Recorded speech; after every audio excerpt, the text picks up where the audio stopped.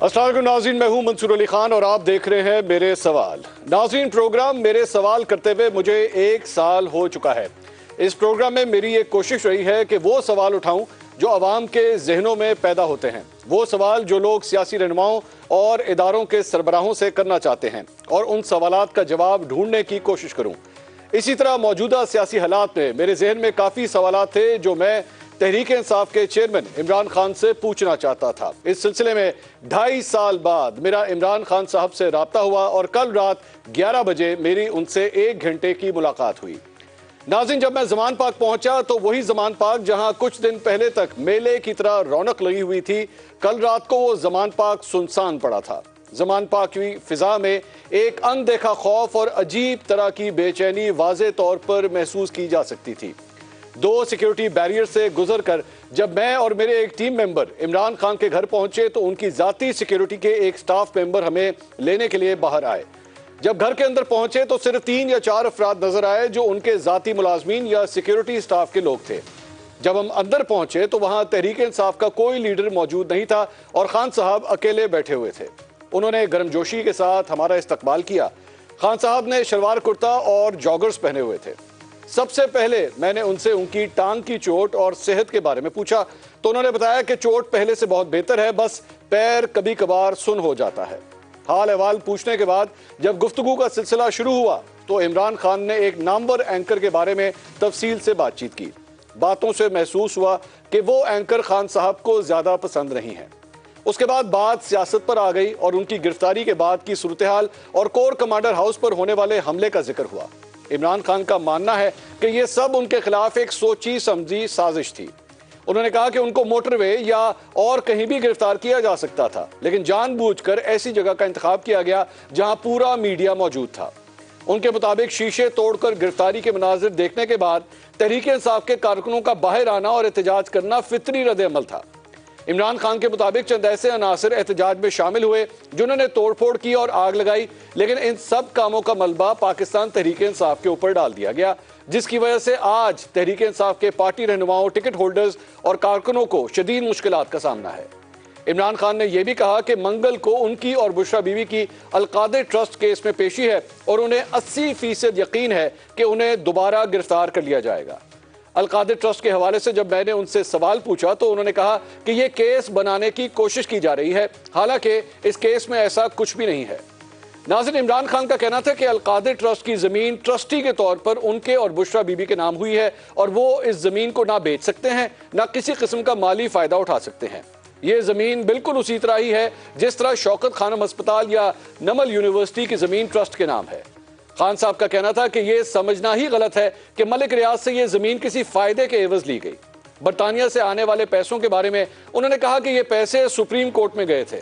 अगर हुकूमत ये समझती है कि ये पैसे हुकूमती मलकियत हैं तो सुप्रीम कोर्ट में इन पैसों की हवालगी का केस क्यों नहीं करती। इसी बात पर मैंने उनसे सवाल किया कि बुशरा बीबी को 5 क़िरात हीरे की अंगूठी देने का मामला भी तो है जिसकी ऑडियो लीक हुई थी। इस पर इमरान खान ने कहा कि ये 2 खवातीन की फोन पर आपस की बातचीत थी। जहां तक बुशरा बीबी की बात है तो उनको ये 5 क़िरात हीरे की अंगूठी कभी दी ही नहीं गई। यहां पर खान साहब ने एक वाकया भी सुनाया जिसके मुताबिक तहरीक इंसाफ की एक खातून रहनुमा मुसरत जमशेद चीमा ने बुशरा बीबी को कुछ जेवरात तोहफे में देने की कोशिश की, लेकिन बुशरा बीबी ने वो जेवरात लेने से इनकार कर दिया था। नाज़रीन, मैंने इमरान खान से पूछा कि क्या वो या उनकी पार्टी पार्लियामेंट में जाने के लिए तैयार है, तो उन्होंने कहा कि उनकी पार्टी कौमी असम्बली में जाने के लिए बिल्कुल तैयार है। फिर मैंने सवाल किया कि क्या आप खुद भी कौमी असेंबली जाने को तैयार हैं, तो उनका कहना था कि मुझे पता है कि अगर मैं कौमी असेंबली जाने की कोशिश करूंगा तो मेरा रास्ता ब्लॉक कर दिया जाएगा। इस पर मैंने दोबारा सवाल किया कि अगर आपका रास्ता क्लियर रहता है तो क्या आप असेंबली में वापस जाएंगे, तो उनका जवाब था कि मुझे असेंबली में वापस जाने में कोई मसला नहीं है। इसके बाद मैंने उनसे अमरीकी रुकन कांग्रेस के साथ गुफ्तगू के बारे में सवाल किया कि आपको एक अमरीकी रुकन कांग्रेस से ये सारी बातें करने की क्या जरूरत थी। इस सवाल पर उनका कहना था कि मैंने अमरीकी पार्लियामेंट की खातून रुकन को सिर्फ ये कहा था कि पाकिस्तान में जो कुछ हो रहा है उस पर हमारे लिए आवाज बुलंद करें। मैंने हुकूमत में वापसी के लिए उनसे कोई मदद नहीं मांगी थी। इमरान खान ने कहा कि दुनिया भर की इंसानी हकूक की एजेंसियों को पाकिस्तान के हालात पर आवाज उठाने का मैं कहता रहता हूँ। एक हैरानकुन बात खान साहब ने यह भी बताई कि एक तासुर दिया जा रहा है कि यह जूम कॉल की मीटिंग थी। خان صاحب کے بقول یہ زوم کال کی میٹنگ نہیں تھی بلکہ واٹس ایپ کال تھی جس کو ریکارڈ کر لیا گیا. انہوں نے کہا کہ میں جانتا ہوں کہ میری ہر کال ریکارڈ کی جا رہی ہے. اس پر میں نے عمران خان سے پوچھا کہ آپ اپنا فون تبدیل کیوں نہیں کر لیتے؟ تو انہوں نے جواب دیا کہ وہ اپنا فون ایک بار پہلے تبدیل کر چکے ہیں لیکن اس کے باوجود ان کی ہر کال ریکارڈ کی جا رہی ہے. ناظرین یہاں آپ کو یہ بھی بتاتا چلوں کہ جب ہماری عمران خان سے یہ بات چیت ہو رہی تھی تو اس وقت ہمارے فون اور خان صاحب کا فون بھی کمرے سے باہر رکھ دیے گئے تھے. میں نے عمران خان سے پوچھا کہ بہت سے لوگ پارٹی چھوڑ کر جا رہے ہیں, اس پر آپ کا رد عمل کیا ہے؟ تو ان کا جواب یہ تھا کہ مجھے ان حالات کا علم ہے جس کے تحت لوگوں کو پارٹی چھوڑنے کا اعلان کرنا پڑ رہا ہے. ان کا کہنا تھا کہ انہیں صرف عامر کیانی کے چھوڑ کر جانے کا دکھ ہے کیونکہ وہ ان کے بہت پرانے ساتھی تھے. ناظرین میں نے خان صاحب سے کہا کہ پورا ملک چاہتا ہے کہ سیاسی افراتفری کا ماحول ختم ہو, آپ مذاکرات کی طرف کیوں نہیں آتے؟ اس بات پر انہوں نے کہا کہ سوال یہ ہے کہ مذاکرات کیے کس سے جائیں؟ اگر آپ یہ سمجھتے ہیں کہ پی ڈی ایم کے ساتھ مذاکرات سے کوئی حل نکلے گا تو میں ایسا نہیں سمجھتا, کیونکہ ہم پہلے مذاکرات کر کے دیکھ چکے ہیں اور ان مذاکرات کے بعد معاملات مزید خراب ہو گئے. ناظرین جب میں نے دوبارہ زور دیا کہ ملک کے لیے آپ کو مذاکرات کی طرف آنا چاہیے تو خان صاحب کا کہنا تھا کہ میں ہر قسم کے مذاکرات کے لیے تیار ہوں. ناظرین کچھ حقائق سے واقفیت کی بنا پر میرا یہ خیال ہے کہ دو اہم شخصیات نے اپنا کردار ادا کر کے موجودہ آرمی چیف اور عمران خان کے درمیان کئی غلط فہمیاں پیدا کر دی ہیں اور معاملات کافی خراب ہیں. اس سوال پر خان صاحب کا جواب تھا کہ یہ تاثری غلط ہے کہ ان کی آرمی چیف سے کوئی مخالفت ہے. ایسا کچھ نہیں ہے. انہوں نے کہا کہ وہ پاک فوج کی عزت کرتے ہیں اور آج بھی سمجھتے ہیں کہ ملک کی سلامتی اور بقا کی ضامن پاک فوج ہی ہے. اپنی گفتگو میں خان صاحب نے بار بار اس خدشے کا اظہار کیا کہ یا تو انہیں قتل کر دیا جائے گا یا کم از کم جیل میں ڈال دیا جائے گا. جب میں نے ان سے پوچھا کہ آپ کو ملک چھوڑنے کی پیشکش بھی کی گئی ہے تو انہوں نے واضح الفاظ میں تردید کرتے ہوئے کہا کہ ایسی کوئی آفر نہیں کی گئی اور اگر ایسی کوئی آفر کی گئی تو بھی وہ کسی صورت ملک چھوڑ کر نہیں جائیں گے. انہوں نے اپنے کارکنوں کا شکریہ ادا کیا جنہوں نے ان کا ساتھ دیا.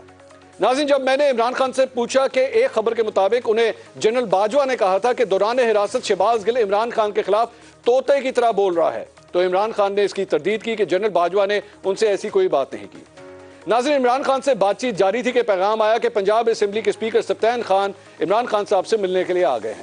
اس پیغام پر ہماری نشست برخاست ہوئی. ناظرین میری یہ ملاقات تقریباً 2.5 سال کے بعد عمران خان صاحب سے ہوئی. اس ملاقات میں جہاں پہ کافی خوشگوار گفتگو ہوئی وہیں پہ کچھ آف دا ریکارڈ گفتگو بھی ہوئی تھی جو ظاہری بات ہے صحافتی اقدار کا خیال رکھتے ہوئے میں اس کو رپورٹ نہیں کر سکتا. لیکن اس کے باوجود عمران خان کے جو بھی ان کے دل میں باتیں تھیں انہوں نے ڈیٹیل سے یہ ساری ڈسکشن کی ہے. غریزہ فاروقی صاحب سب سے پہلے میں آپ سے سوال کرنا چاہوں گا, یہ جو کچھ بھی ابھی تھوڑی دیر پہلے میں نے آپ کے سامنے رپورٹ کیا ہے, let's start with the corps commander house جس کے حوالے سے عمران خان صاحب کا یہ کہنا ہے کہ جی یہ ہماری طرف سے نہیں ہوا, ہمارے لوگ احتجاج ضرور کر رہے تھے, کور کمانڈر ہاؤس کے باہر ضرور موجود تھے لیکن انہیں انسٹیگیٹ کیا گیا ہے. اس ساری چیز کو یہ جو ظاہری بات ہے دونوں سائڈز کے اپنے اپنے موقف ہیں, اس کی کلیئرٹی حاصل کرنے کے لیے کیا کیا جا سکتا ہے؟ What is the way out?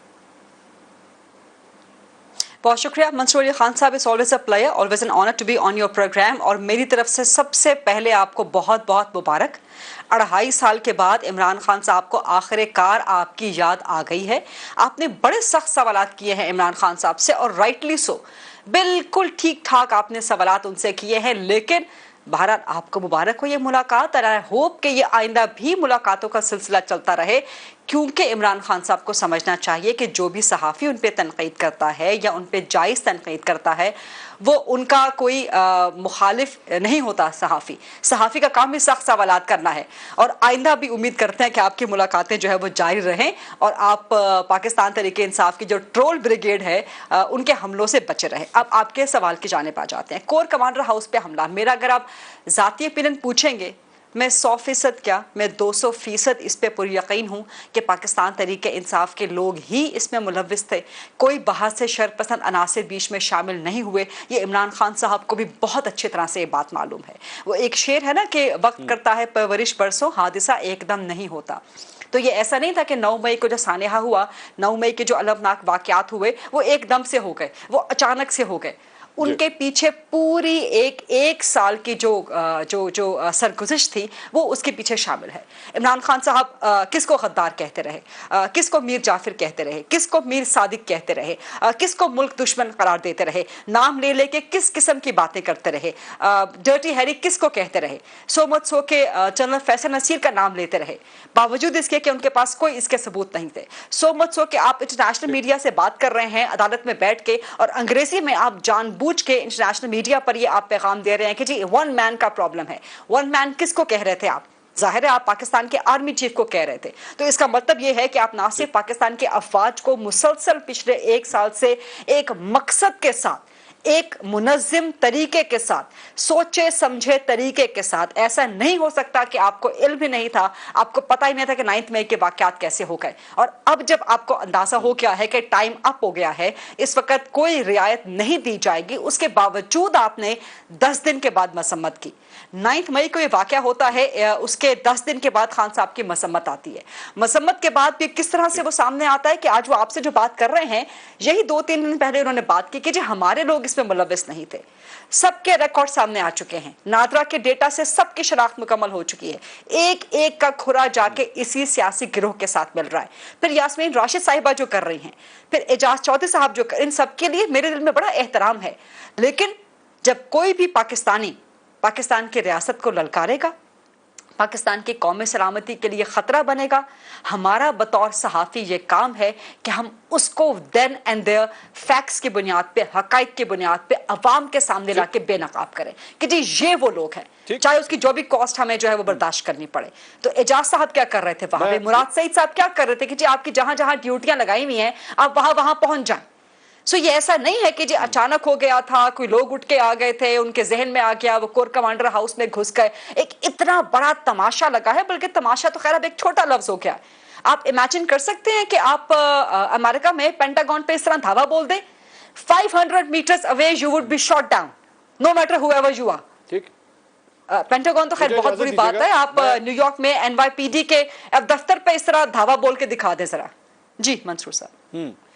अतर काज़मी साहब, ये सारी गुफ्तगू आपने सुनी और ज़ाहिर बात है जो मैंने भी रिपोर्ट किया था, अब इज़ इट डिफ़िकल्ट, काफ़ी डिफ़िकल्ट है इमरान खान साहब की जानिब से ये जो दलील दी जा रही है कि जी हम एहतजाज ज़रूर कर रहे थे, लेकिन एक्चुअली लोगों को अंदर भेजने के लिए वहाँ पे ऐसे शरपसंद अनासिर मौजूद थे जिन्होंने लोगों को इस कोर कमांडर हाउस के अंदर भेज दिया। गरीजा फारूकी साहिबा वो कहती हैं कि नहीं, it is not that simple और ये पूरा प्लान्ड है और इसके ऐसे सबूत हैं कि ये पाकिस्तान तहरीक इंसाफ के लोग थे जो खुद अपनी मर्जी से अंदर गए और उन्होंने ये सब कुछ किया।